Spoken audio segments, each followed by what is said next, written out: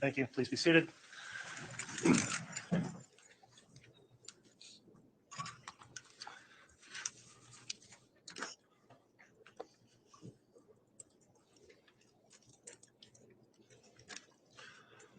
All right, we are, excuse me. We're on the record on case CR 22-21-1624, State of Idaho versus Lori Noreen Vallow. At this time, we have scheduled a jury instruction conference with counsel, the parties having both rested. I'll note on the record that earlier today, the court conducted an informal conference with the parties we did take a stenographic record of those proceedings, and that was an informal jury instruction conference. We are now going on the record to look at final argument as to the proposed jury instructions. The prosecution's here present. The defense, as well as the defendant, is present in the courtroom. The jury is not present for these proceedings. The court would indicate the existing courtroom conduct orders are still in effect for this hearing, as well as the viewing locations and in this courtroom. At this time then, let me just inquire. We did redraft and sent the most updated version of jury instructions to counsel over the lunch break. I believe they've been received, and we'll go through them each at a time on the record. Did the state receive the new updated version of the jury instructions? Yes, Your Honor. All right. Has the defense received those as well? Yes. All right. Counsel, I'll note also we do have a draft version of the verdict form as well, which was just provided to counsel in paper copy. So at this time, we'll take up the instructions themselves. I'll note that the instructions 1 through 10 have previously been provided and read to the jurors. Those will be included in the jury instructions that will be provided to the jurors tomorrow morning. The court will go through and reread some of those instructions to be determined by the court as we go forward with the new instructions. So we'll take up starting at instruction number 11, and I'll just call through each of these on the record and indicate whether there's any objections or not. So on jury instruction number, what is now number 11, does the state have any objection to that as instruction is included in the draft? No, Your Honor, we do not. From the defense? No objection. All right, instruction 11 will be given. Jury instruction number 12, any objection from the state? No objection as to number 12. For the defense? Your Honor, we had previously brought up that some of the evidence or some of the exhibits are not evidence. I think jury instruction, the following one, number 13, may cover that. But if the language in jury instruction number 12 needed to reflect that, was our request. All right, the court's considered that request, that some of the exhibits were for a limited purpose. The court does have an instruction on number 15 that addresses that. I did consider that objection and will overrule it. So instruction number 12, as it's been submitted, is going to be supplied by the court. Jury instruction number 13. Your Honor, the state would suggest one change to the last sentence. The defendant may be found guilty or not guilty on either or both of the offenses charged. I think we would suggest that be changed to any or all of the offenses, since there are more than 2 charged. All right, response to that from the state? That makes sense since there's more than 2 charges. Okay, that's a good catch. Thanks, counsel. We will amend jury instruction number 13 to conform with multiple charges here. So we'll get an amended version of that, which will not say either or both. So we'll correct that language. Thank you, counsel. Jury instruction number 14. The state has no objection to 14. Defense? On jury instruction 14, we proposed language to clearly identify what the court is talking about here. We proposed language that would, this evidence includes incidents in Arizona, including Charles Vallow, Brandon Bedreau, and 404B evidence. Since that's what this instruction is referring to, we thought a further explanation would assist the jury. All right. Does the state have a response to that? Your Honor, I think the state had previously indicated, and our position would be that adding that additional information may only confuse the jurors. The state's recollection and understanding is some of the evidence that came in regarding those individuals did not fall under 404B. While we recognize some did, and probably the majority, I think the court gave appropriate instructions throughout. And if anything, only a mention to those instructions given by the court. I believe those may be covered further in the jury instructions, but we believe the appropriate instructions have been given, and 14 as drafted would be the least confusing mechanism for the jury to receive this instruction. All right, thank you, Ms. Blake. The court has considered the comment from both the defense and the state.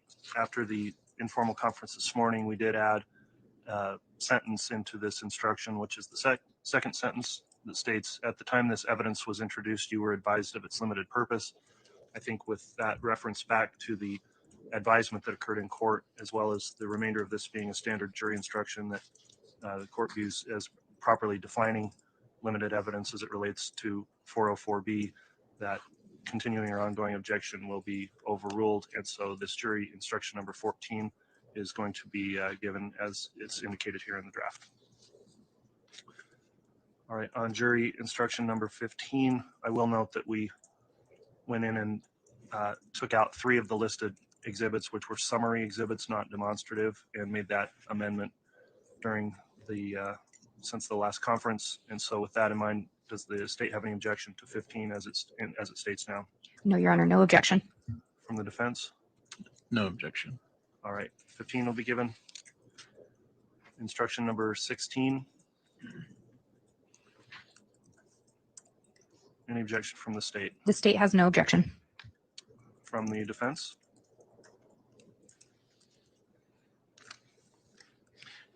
Since there was another instruction on aiding and abetting, we asked the court to consider the other language of aiding and abetting, and since they may be not defined the same, we will lodge an objection.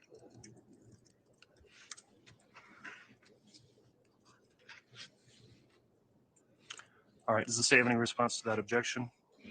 Yes, Your Honor. I do not see this jury instruction as providing a definition for aiding and abetting. I think that is provided in a later jury instruction. While I recognize that language is included here, there's no definition that the state sees as being provided. So we think the jury instruction should stand as is and let aiding and abetting be defined later on.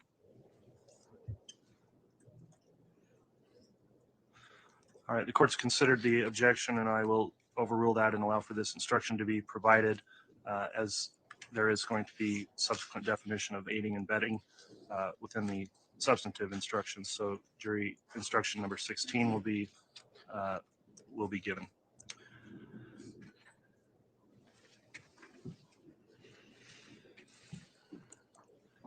Jury instruction number 17.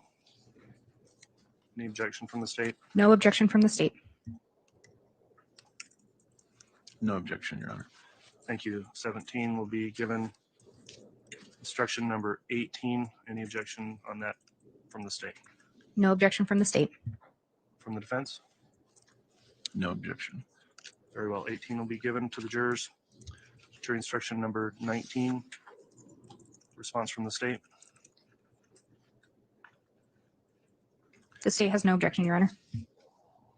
All right. And I will note on that one, there were some revisions made as well on the break as accounting for the description of the crimes and the conspiracy charges. Mr. Archibald, upon review of that, does the defense have any objection to the way it's now written?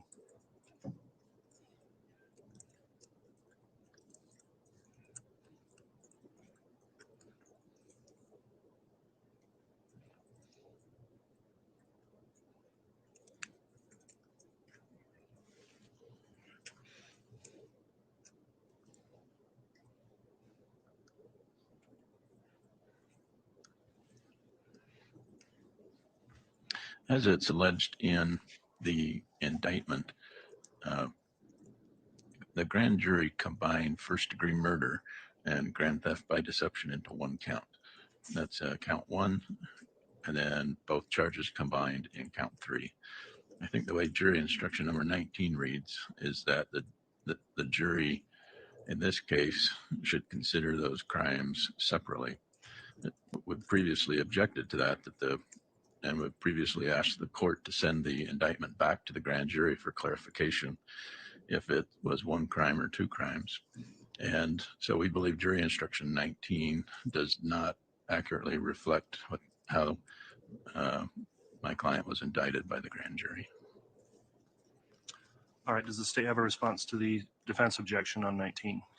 Yes, Your Honor. In looking at 19, there's a breakdown of counts 1 and 3, which included the crimes of first-degree murder and grand theft by deception, and then it references count 5, which is just an agreement to commit first-degree murder.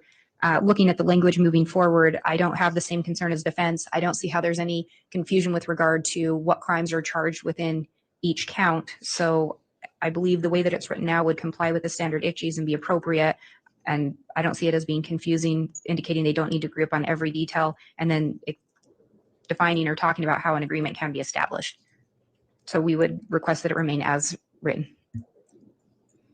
All right. The court did modify this instruction after the informal conference when the defense raised a concern about the conjunctive, having murder and grand theft by deception together, and whether that was a crime singular or crime plural. In order to resolve any confusion that could result, the court went back to the language of the indictment itself, now the amended indictment, and took the actual language out of there, indicating that on counts 1 and 3, it is crimes of first degree murder and grand theft by deception. So with that clarification, the court will keep this jury instruction as now modified and overrule the objection of the defense. So jury instruction number 19 will be given. Jury instruction number 20 from the state. Any objection? No objection from the state. For the defense? No objection. 20 will be given. Instruction 21 from No the state. objection. Okay. Oh, I apologize, Your Honor. No objection from the state. No objection. All right. 21 will be given. Instruction 22. No objection from the state. For the defense? No objection. Okay. 22 will come in. 23 No objection from the state. for the defense? No objection. All right. That one will be provided. Instruction 24 for the state. No objection, Your Honor. For the defense? No objection. Very well. Instruction 25. I'll note this is one that was modified after objections were lodged, and with the new instruction, let me first hear from the state. Is there any objection to instruction 25 as it's now written? No objection, Your Honor. For the defendant? Our previous objection was to the addition of the federal agency or United States of America, so we'll stand by that objection. Okay. I'll note the instruction initially did not contain that federal agency or United States of America language.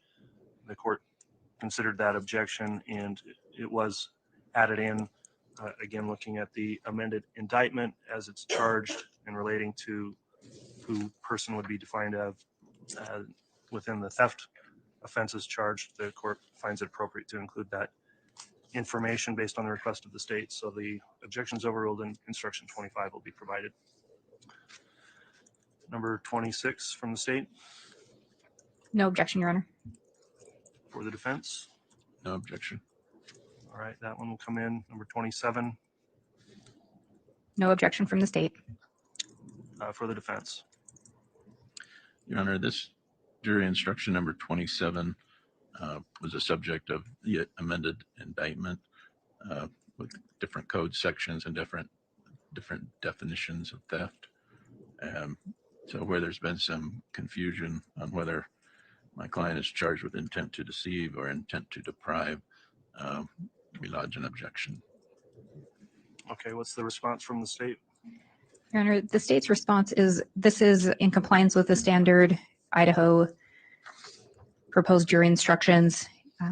It also, regardless of which code section it's charged under, theft would always include the wrongful taking, obtaining, or withholding of property from the owner of another. The difference would be potentially by which means that was done. But given the court's ruling on that and the language reflected in the indictment, as well as the evidence that came in, we feel that this does conform in all aspects. All right, I've considered the objection on jury instruction number 27 as it relates to how the amended indictment now reads. The court does find that's an appropriate instruction that will assist the jurors in applying the law to the facts of this case. So jury instruction number 27 will be provided. Jury instruction number 28.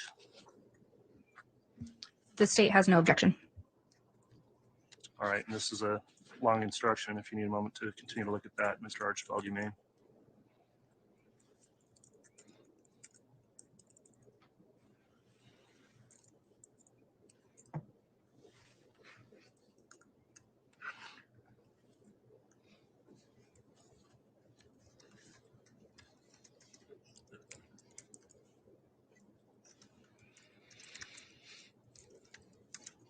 On jury instruction number 28,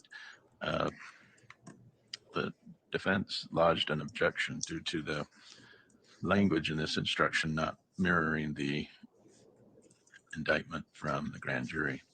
The indictment from the grand jury, the defense had requested that it be sent back to the grand jury for clarification, and this is now reflecting that issue, that the jury instruction tries to clarify what the grand jury could not. So we believe that that's improper for the court to fix the grand jury's errors. Some of the errors are contained in paragraph 3, where the and or language has been added. That's not what the grand jury indicted my client on. The grand jury indicted Lori Vallow and Chad Daybell and Alex Cox and other co-conspirators. This jury instruction now says Lori with Chad and or Alex. So it's giving the state of Idaho more options in their charging, giving the jury more options to convict that the grand jury did not indict my client on. Also in paragraph 4, the grand jury described murder and grand theft as one charge. Again, the defense asked the indictment be sent back to the grand jury for clarification, and that request was denied. So we're stuck with murder and grand theft being one crime, not multiple crimes in paragraph 4. In paragraph 5, we believe this misstates the crime. Paragraph 5 of jury instruction number 28 says the defendant intended that at least one of the crimes would be committed. Again, we believe the grand jury indicted the defendant on one crime called murder and grand theft. And so because of those errors, we don't think that this court should fix those errors at a jury instruction conference. So that's why we're objecting to jury instruction number 28. All right. Considered those objections, I'd like to hear a response from the state. Thank you, Your Honor. And I'll try to take them through the way defense did, because there were a couple different sections identified there. So first, looking at number 3, I think adding the and or clearly comports with the evidence presented. It's also, this is clearly a conspiracy charge, and in an earlier instruction, it specifically says an agreement between one or more persons does not require multiple persons to enter into that agreement. So considering that it comports with the crime of conspiracy as well as the evidence presented, I think that that is well within the court's discretion to do that, and that it would be appropriate, as well as complying with standard jury instructions. Looking at number 4, I don't see the same issue there that defense is pointing out. It clearly says to commit the crimes of murder in the first degree of Tylee Ryan and grand theft by deception. I don't see where those are separated out differently. I think the and is there. So I think that is written appropriately, and I'm not sure of the objection there. With regard to number 5, I think that absolutely comports with the standard Idaho standard jury instruction. Again, I think it comports with evidence presented in this case and is appropriate. However, we would leave 5 within the discretion of the court for the court to make the determination, but we believe that they are appropriate as written and comply and comport with evidence and the Idaho standard jury instructions. All right. Thank you, Ms. Blake. This one, on paragraph 3, where it has an and or, I will agree with the state on that there are other instructions that cover that and the nature of a conspiracy where someone can, for example, enter later on. I think the evidence presented and the way it was charged in this case, it does not have the and or language in the information, which I considered, but also looking at the evidence that came about, and it does list all three people as co-conspirators, Lori Noreen Vallow, Chad Daybell, and Alex Cox. I think that given the other instructions that clarify how a conspiracy can be entered into, perhaps at different times, and also looking at the evidence of this case, that it would be appropriate to allow the jurors to consider the and or element of that as it relates to this charge. The paragraph 4, I think, does comport with the way the indictment now reads and has read, that it is a crime charge of first-degree murder and grand theft, and so it's got that conjunctive in there, combining them together essentially by using the word and. On 5, I do wonder if, because of the way it is charged, it wouldn't be more appropriate for it to read that the defendant intended that and take out at least one of, and have it read the defendant intended that the crimes would be committed. So if I remove the at least one of language, that I think may assist the defense, at least in terms of their addressing that question of whether or not this provides an option that's not contained in the charging document. I'm not entirely sure I want to remove that or not, but I'd like to hear some further commentary if you think that would be an appropriate way to amend that to more accurately reflect. Mr. Archibald, any thoughts on that? If it read the defendant intended that the crimes would be committed, as to just paragraph 5, understanding you maintain your other objections, would that resolve that issue on 5? Yes, I think that if we struck at least one of, because the way that it's charged, it needs to be both. So the defendant intended that the crimes, again, crimes plural. I think the way that the grand jury charged it, they called first degree murder and grand theft one crime. And so the paragraph 5 reads, the defendant intended that the crime would be committed. All right. Any further response on that from the state? Your Honor, I think given the nature of the defense's concern, and maybe even what sounds like the court's concern, while the state does believe that this complies with the standard jury instructions, and that I think there is other language contained in the instructions regarding there doesn't have to be agreement as to every element or every act taken. I think given the concerns, the state would defer to the court on this. Again, we think it complies, but we would just defer to the court's discretion. Okay. Thank you, Ms. Blake. The court is going to amend that paragraph 5 so the at least one of language will come out. It will still say crimes plural, not singular, so it will read the defendant intended that the crimes would be committed, and we'll amend 28 to reflect that. Beyond that, any other further objections or comments on 28 from the defense? No, Your Honor. Okay. We will move on then to 29. And the state has no objection to 29. All right, from the defense.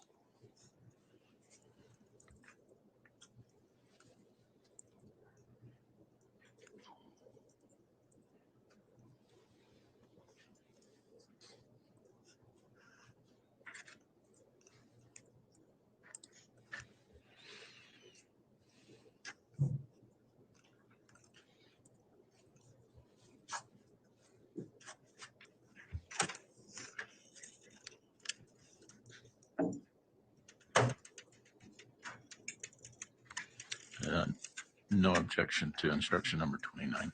Very well. Instruction 29 will be provided.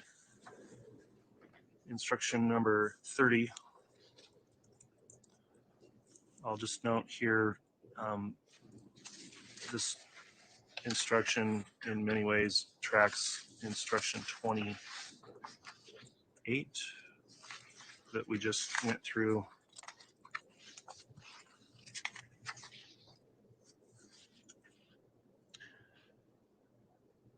And so the court is going to, on paragraph 5 of 30, using the same logic that was on 28, take out the at least one of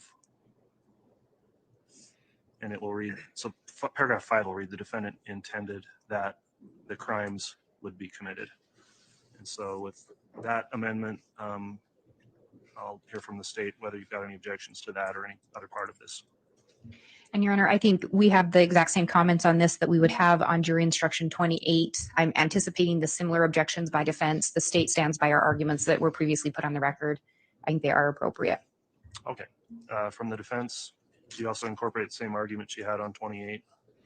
Yes, Your Honor, that paragraph 3 does not appropriately reflect what my client was indicted on, and paragraph 5 as well misstates what we believe the law is.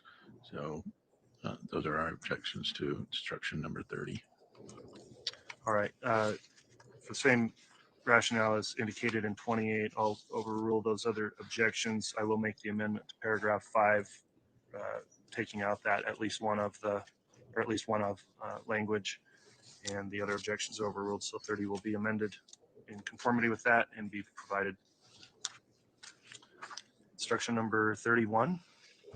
And Your Honor, just briefly on instruction number 30, just so that it mirrors 28 on that number 5, I know the court has indicated we're going to take out at least one of. On this one, there's an S in brackets, and on the last one, there is no S in brackets. The state doesn't care which way it's written, but just if we want to be consistent. Okay, and I'll intend to make that consistent, and it will read crimes without the bracket on the S.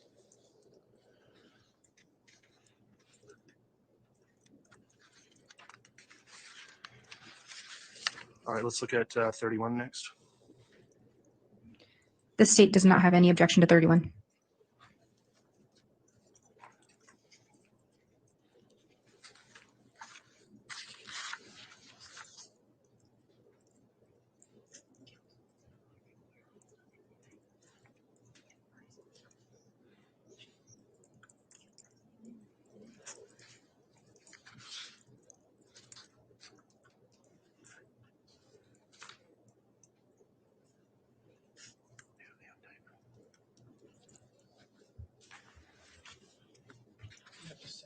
Yes, you may.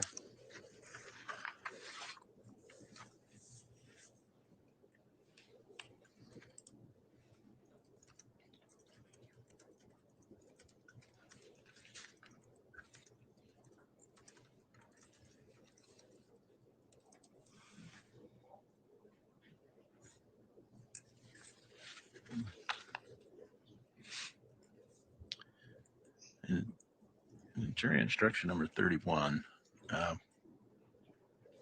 we had brought to the court's attention that the way this jury instruction reads is not how the grand jury indicted her.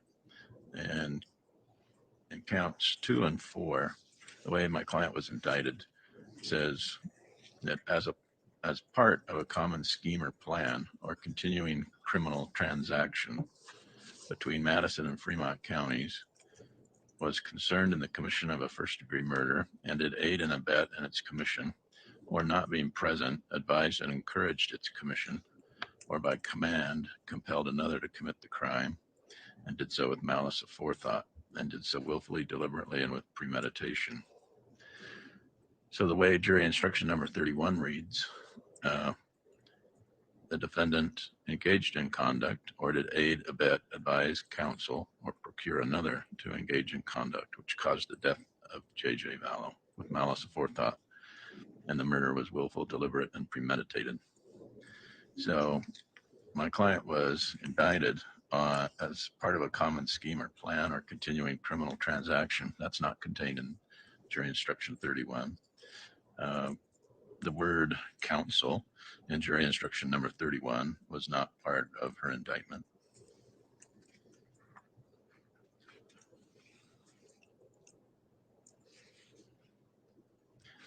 Procure another is not, that's contained in jury instruction 31 is not part of her indictment. So we believe the court in jury instruction number 31 is instructing this jury completely different than how the grand jury indicted her. That would, these arguments would also go then to the previous count 2 in the indictment or instruction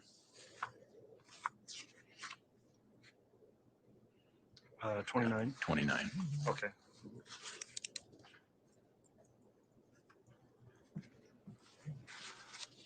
All right. So the paraphrasing here, but the defense has raised an objection, and now I'm addressing the state that I recognize there's Idaho Criminal Jury Instruction 704A, which is the standard instruction for first-degree murder, malice aforethought, contains certain language in that, and they are objecting based on differing language contained in the indictment. So how does the state respond to that disparity between the language of the indictment and the language of the standard malice aforethought jury instruction? Thank you, Your Honor. With regard to the first part, the common scheme or plan or continuing criminal transaction between Madison and Fremont counties in Idaho, the state's position would be that was a preliminary issue regarding venue in order to have both counties as a potential place where the crime was committed when the actual element is to prove within the state of Idaho. So that was a preliminary issue dealing with venue, and I do not believe is a required element to be proven, so would not be included on jury instructions.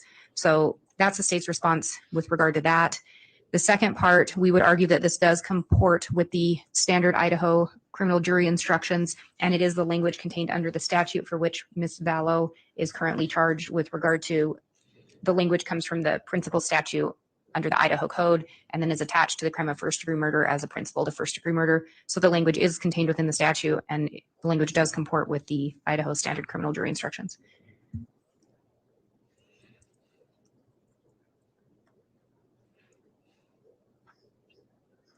All right. Well, in terms of the first objection as the common scheme or plan or continuing criminal transaction, I'll overrule that objection based on the argument of the state that that goes more towards venue than any other substantive element of the crime. The second part of the objection, I had seen this and thought about it, and upon hearing argument, I do think there's further concern that needs to be discussed about some language that is in the standard instruction but not in the indictment, and that is the terms counsel and procure, because the indictment talks about advised, encouraged, or by command compelled another, doesn't have any counsel or procure language, and I guess I'd like to hear a response from the state as to whether it would be appropriate to include those terms when they're not in the indictment. Yes, Your Honor, and I was just comparing the exact language of the indictment with the language in the jury instruction. So we do have the did aid and abet, which is contained in both. We do have the not being present, advised and encouraged its commission. So I guess if we are going to make the changes, I would recommend or propose that it be changed to advised and encouraged its commission. Then we do have or by command compelled another to commit the crime.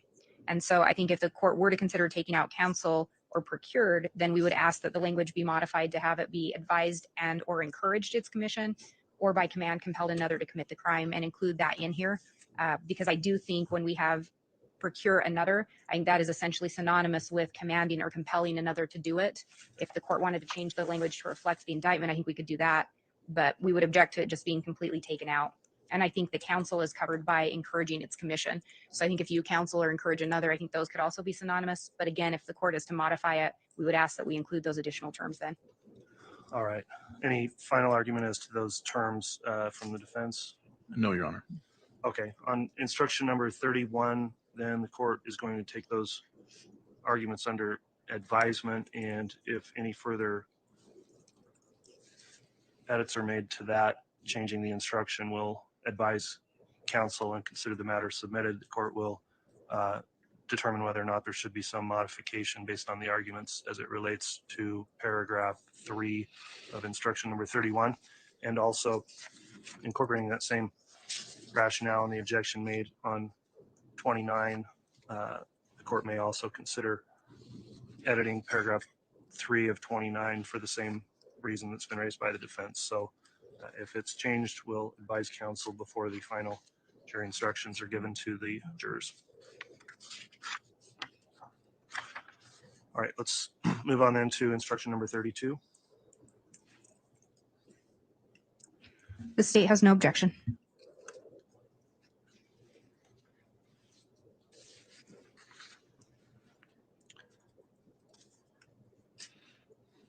Mr. Archibald?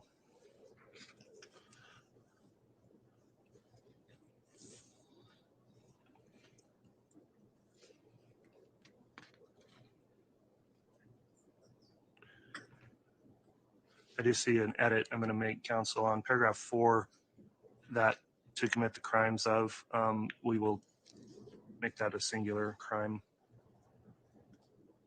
I think that was a carryover from the other conspiracy counts.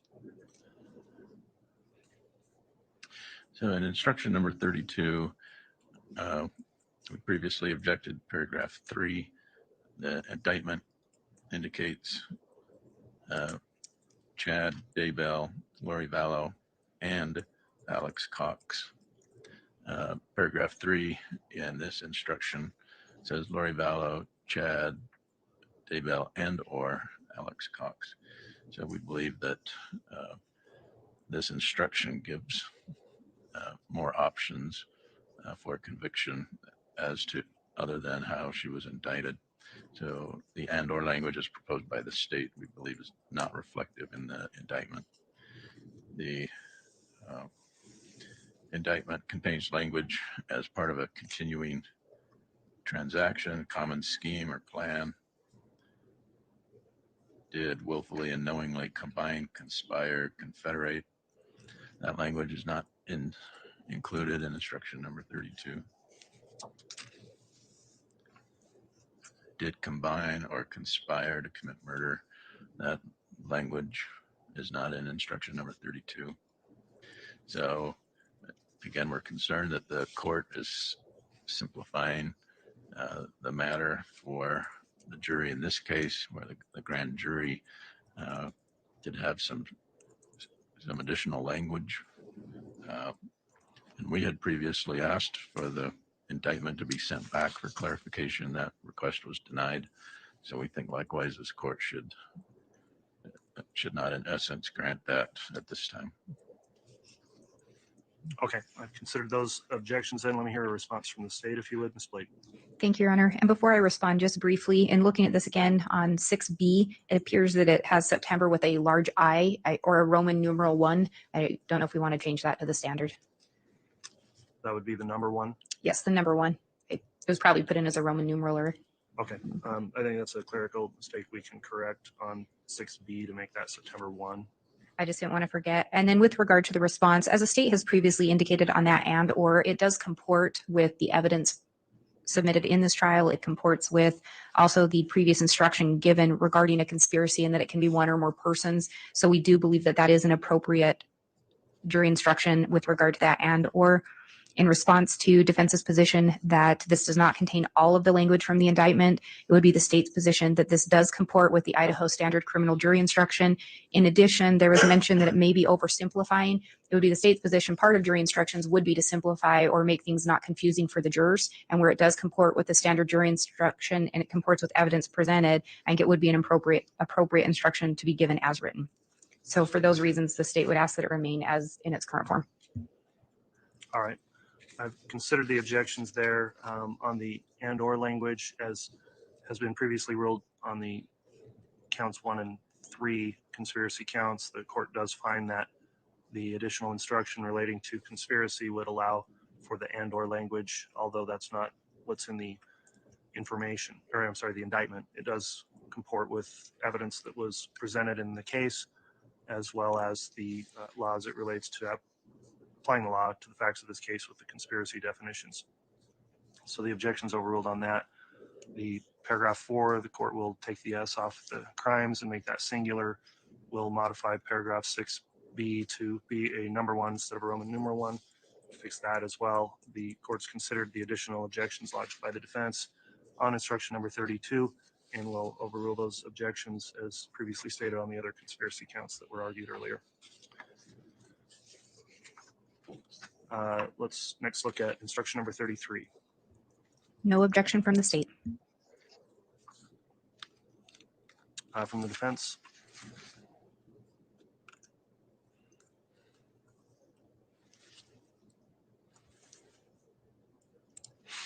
Yes, we previously objected to jury instruction 33 because the state yesterday asked for an amended indictment to clarify what type of theft they were seeking, because of different code sections were reflected differently in the indictment.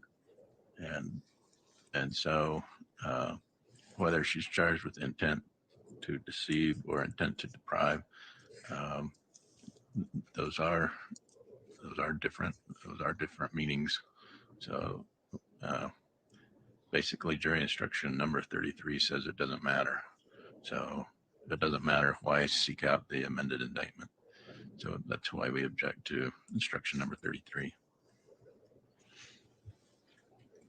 All right, response from the state on that? Thank you, Your Honor. And this is very similar to jury instruction 27 that we previously discussed regarding that language.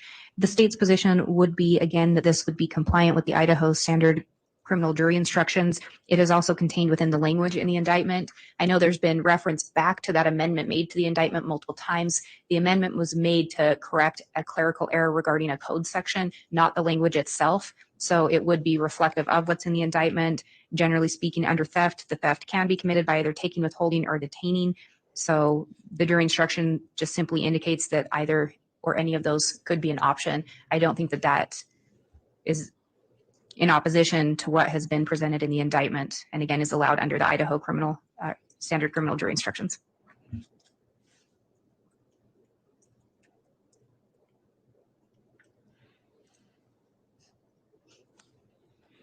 All right, I'm just rereading this instruction.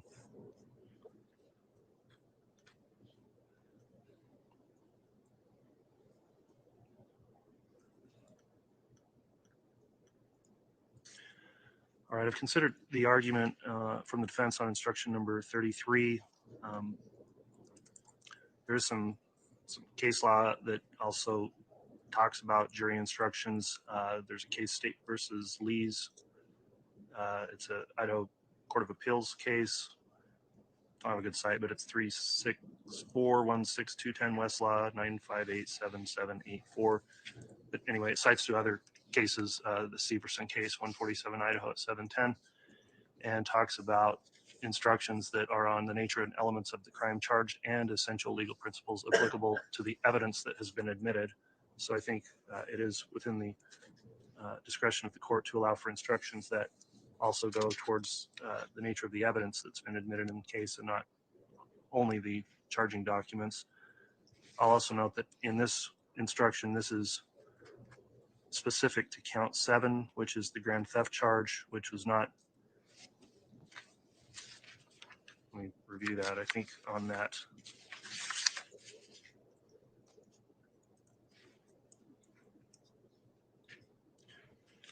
Was that charge amended as part of the amended information to change the code site? No, Your Honor, that within the indictment, I think that one had, I'm just one moment.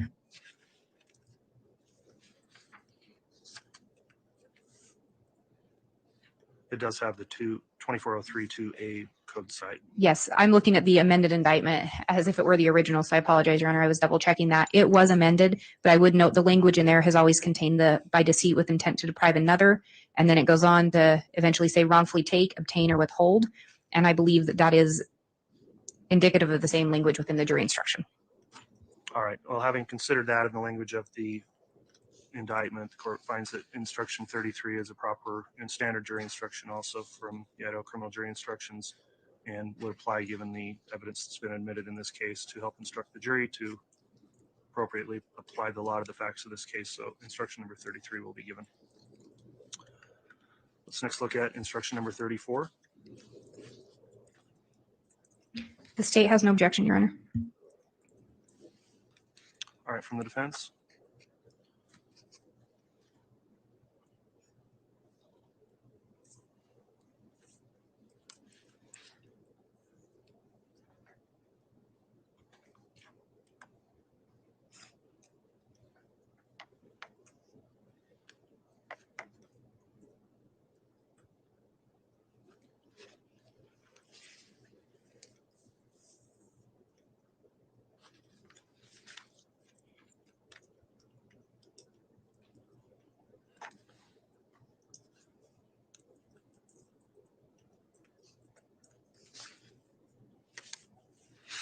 No, instruction number 34 does not contain the same language as the indictment from the grand jury regarding the elements of grand theft.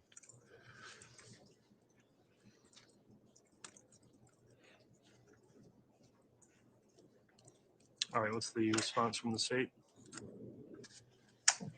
Your Honor, the state's position is this would conform with the evidence that was presented at trial, and it also conforms with the Idaho standard criminal jury instructions. In looking at it, again, it does have that common scheme or plan language that, again, as the state had indicated, dealt with the venue issue, which is a preliminary matter. And we believe that the language in what's charged does comport with what is in the jury instruction, although it may have different language that it comports.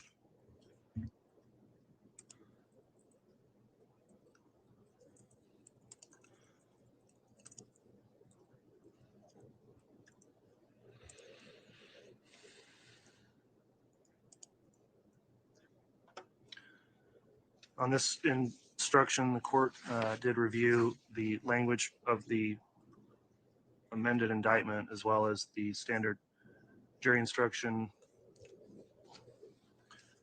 which was Idaho criminal jury instruction 543, and went through to make sure that all of the appropriate elements of that offense are contained in the instruction. It's the way the statutes set it out for the theft statutes. They're kind of mixed in between the types of theft by deception, and then you have to go to the definition section above that also. And so looking through that, the standard instruction 543 pulls those things together to cover the elements. So because this is based on the 543 instruction and having confirmed the language in the indictment, the court does find that the instruction properly instructs the jurors as to both the elements of the offense as well as comports with the evidence that's been admitted in the case for the jury to consider. So considering all that, the court will overrule the objection of the defense, and jury instruction number 34 will be provided. Let's next look at instruction number 35. The state has no objection. Well, and we can The discuss, instruction. there is also this gets to the verdict form. So once this is completed, we'll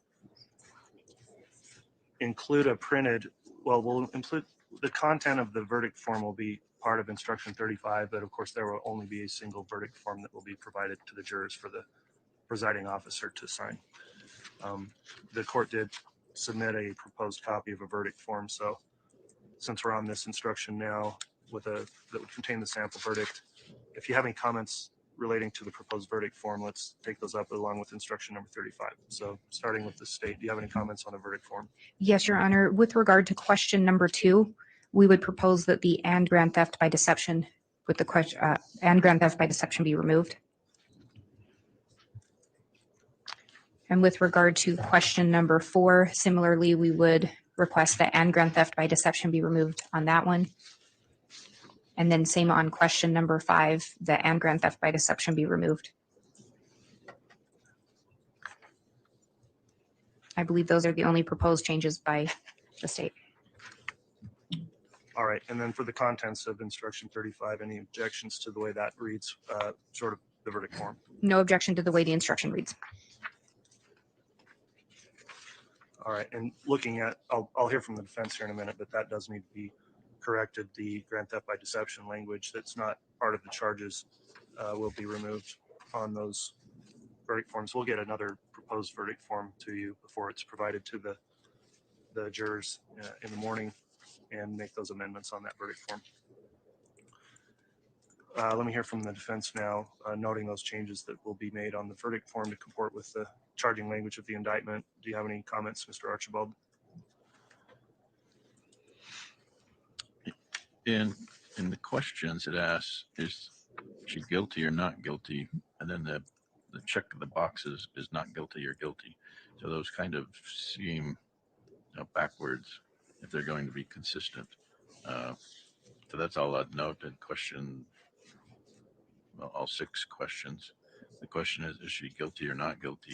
But then when you check the boxes, it says not guilty or guilty, so it's just switched.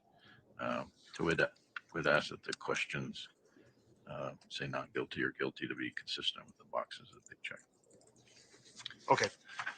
We're going to redraft the verdict form. We'll take out those. I agree. It makes sense to have some uniformity between how the language reads versus the options below. So we'll incorporate those changes as well. We'll get you a proposed revised verdict form by the end of today. And if you have any further questions on it, I'll allow any comments on that before the jurors are brought in and provided the final instructions tomorrow morning. And then we also had a question about accessory after the fact. Okay, I'll take that up. Let's finish the last couple of instructions and then we can go to your proposed accessory instruction. So 36 is a standard instruction I believe council agreed to yesterday. Is there any objection on 36 Not from the state, Your Honor. Thank you. from the defense? No objection. Okay, 36 will be provided. 37 is a instruction about exhibits, and any objection on the way that's written now from the state? No objection from the state, Your Honor. Any objection from the defense on 37? No objection. All right, that'll be provided. Jury instruction 38 is an instruction for the jurors to select a presiding officer. It's a standard instruction. Any objection from the state? No objection from the state. All right, from the defense, any objection? No objection. That'll be provided. And then finally, the final instruction on 39 on deliberations and how those are done is from the standard instruction. Any response on 39 from the state? No objection from the state. For the defense? No objection. All right. So the next issue we'll take up then as it relates to a proposal that the court include an accessory instruction in this case. Mr. Archibald, I haven't seen a proposed instruction, but you've argued for one that was, I think it's the instruction number 310 of the criminal jury instructions you wanted. Yes. Idaho Criminal Jury Instruction 310 is a reflection of Idaho Code Section 18-205. A person who knows a felony was committed and willfully conceals it from a peace officer is guilty as an accessory. So there has been evidence submitted during this case that a reasonable jury could conclude that if she's not guilty of murder, she's certainly guilty of knowing a felony was committed and lied about it to police. And so the accessory charge here, even though she's not charged with accessory, we believe it's a reasonable interpretation for the jury to consider that rather than if they do not convict her on murder. All right. So if the instruction were given as to which counts would you request that would apply to? I think it would apply to all of them, except the grand theft. So count one, if the jury believes, well, she didn't kill anybody, but she certainly lied about it. I think that would apply to counts 1, 2, 3, 4, and 5. And then count 7, the grand theft of Social Security funds probably would not apply to that, but it would apply to counts 1 through 5.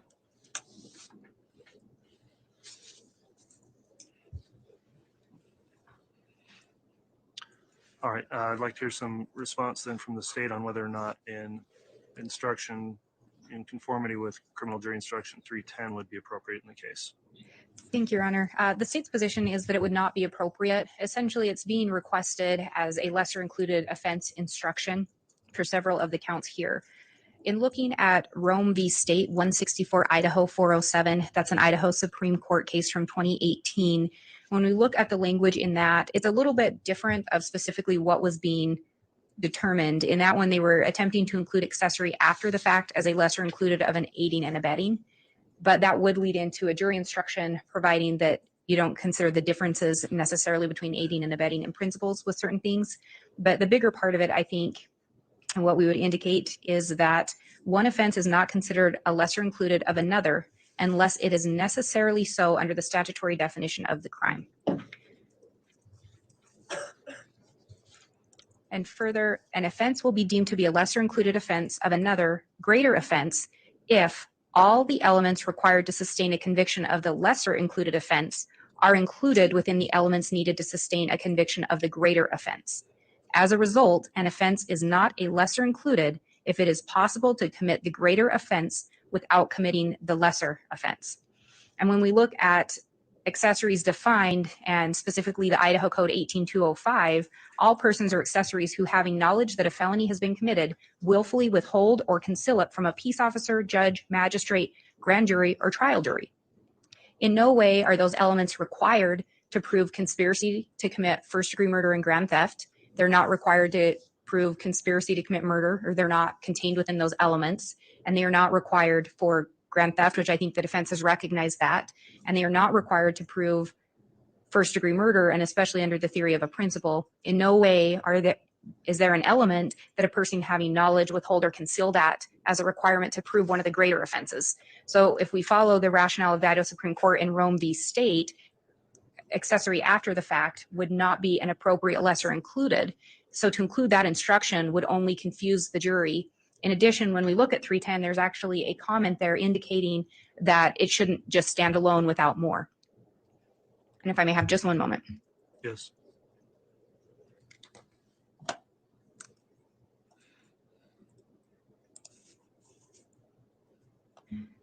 So given, again, looking at that standard jury instruction in conjunction with 18205, Idaho Code 18205 that it mirrors, and then looking at the case law from the Idaho Supreme Court, it simply is not an appropriate jury instruction and would only lead to confuse the issues and confuse the jury because it is not an appropriate lesser included offense. So for those reasons, we would request that the court deny the defense request to have that jury instruction added.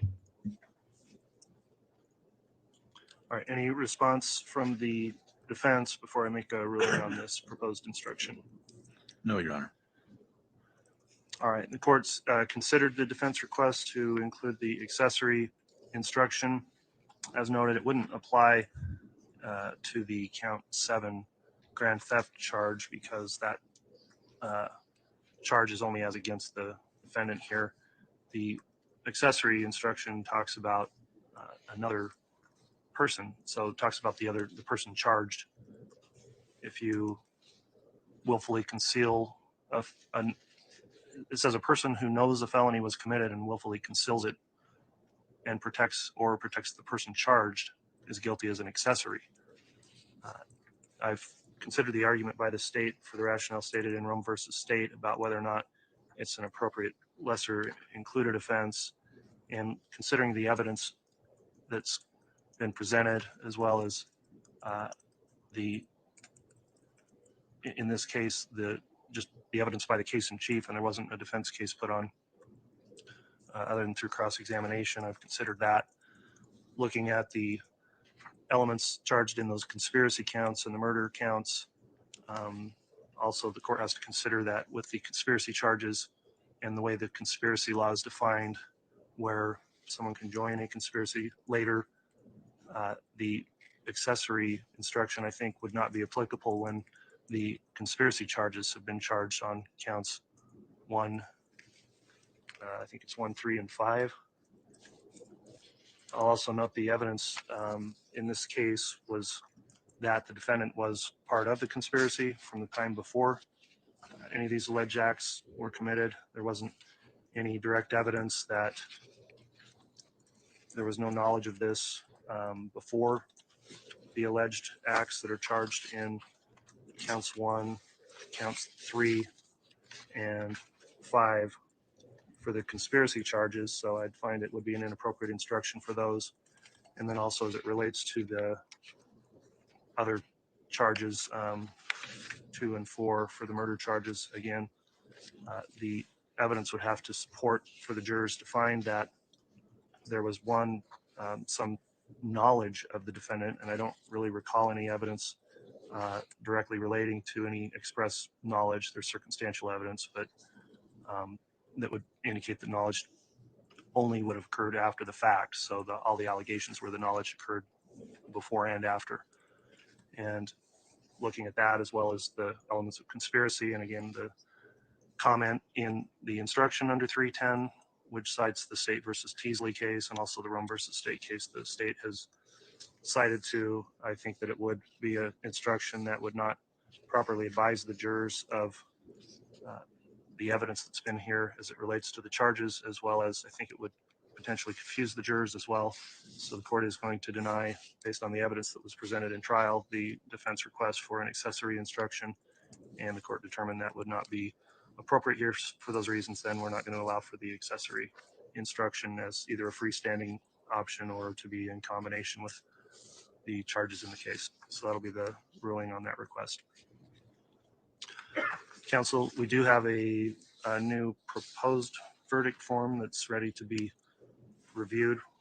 Why don't we take a quick recess, maybe for just 5 or 10 minutes, and then we can come back on the record and go back to the verdict form. I'll get a copy provided to you, and then we can determine whether that's sufficient. All rise.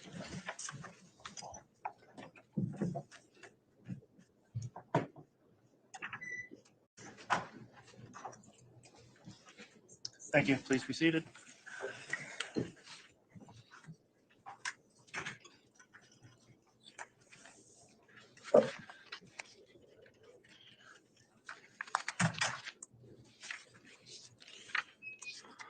Okay, we're back on the record on case CR 22-211624, State of Idaho versus Lori Noreen Vallow. We took a recess while we redrafted the proposed verdict form. I just wanted to go through that issue again before we conclude.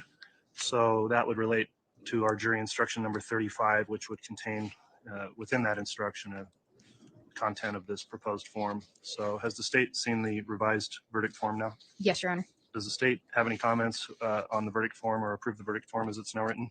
We approve the verdict form as written. All right. Has the defense been able to review that?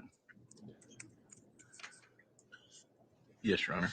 All right. Does the defense have any comment on the verdict form or any suggested further edits?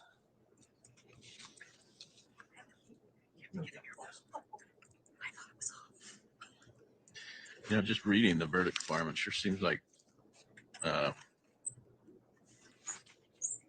question number 6 is pretty similar to question 1 and 3, where they all contain the same charge of grand theft.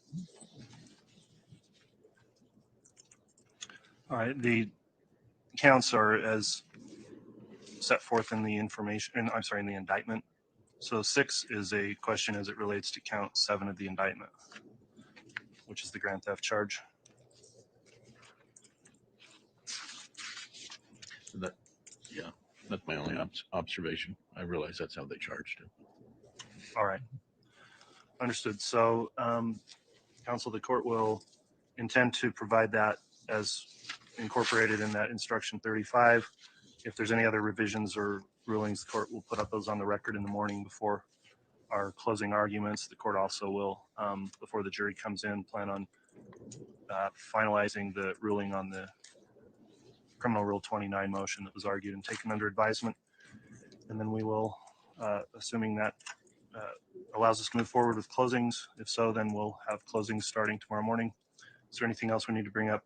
This one other point actually I wanted to mention, counsel, on the information, which will be the amended, I'm sorry, I keep saying information, but it's the indictment. On the amended indictment, the jurors have not had a copy of that previously provided. They've been read from it in the instructions, but they will in deliberations have a copy of that. The court would intend to redact out the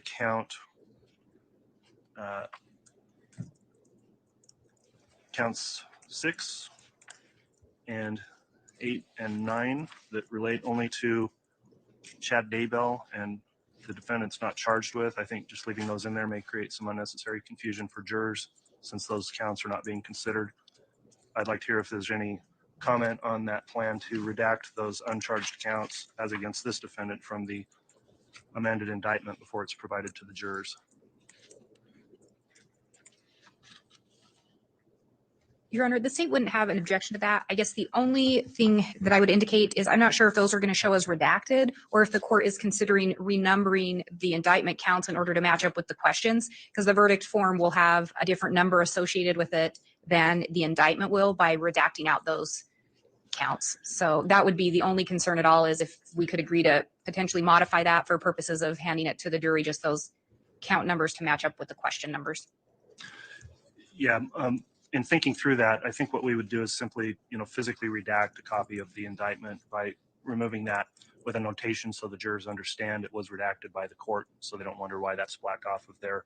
The counts would remain the same as they are in the instructions and as they are in the indictment. So it would track with what we've already put together. So I think that would alleviate that concern.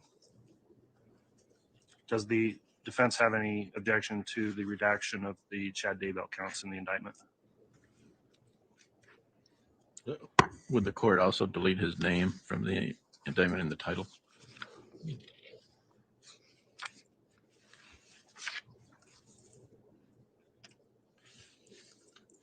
And Your Honor, if the court could be heard on that, if the court is considering that. Yeah, go ahead. I think that would only confuse the issue and confuse the jurors, because then they're going to see missing counts and wonder why. I think with his name on there, they may be able to piece it together easier. So if we're going to modify the indictment that much, I wonder if it wouldn't be cleaner than to just have an amended indictment approved for handing to the jury, where we only have her name and then we number the counts to match up with the questions. Because as it is now, the counts won't completely match up with the questions on the verdict form, which I think could be confusing. And then if we take his name off and we just have blanked out spaces. Well, I don't think there's going to be any change of the numbering. If we're just blocking off what's already in the indictment. So, but I believe we'd be taking off count 6. And so if we take off count 6, then question 6 will actually end up referring to count 7 in the indictment. And I don't know. But that's the way it's written in a verdict form. It says in regards to count 7 of the indictment. It just said question 6 though. Yeah. So I think that was the only concern. Okay. Yeah. We'll make sure the verdict form corresponds, as well as the counts in the jury instructions, to what's just in the indictment. That suggestion by the defense to remove the name also on the caption, I think, is a well taken point to avoid any further confusion. Obviously, the name would remain in there, that because the case being tried is not his case. And so I think it should be removed just from that part of the caption. However, his name would remain in, like, the preliminary statement before count 1 and other counts that are charged. So the conspiracies under count 1, his name within the other counts 2 and 3. So I do think, for purposes of clarifying the record, that coming off of the caption there is also appropriate. So the court will get for counsel a copy of that redacted indictment and have that submitted to you before it's provided to the jurors also, before we start with argument tomorrow morning.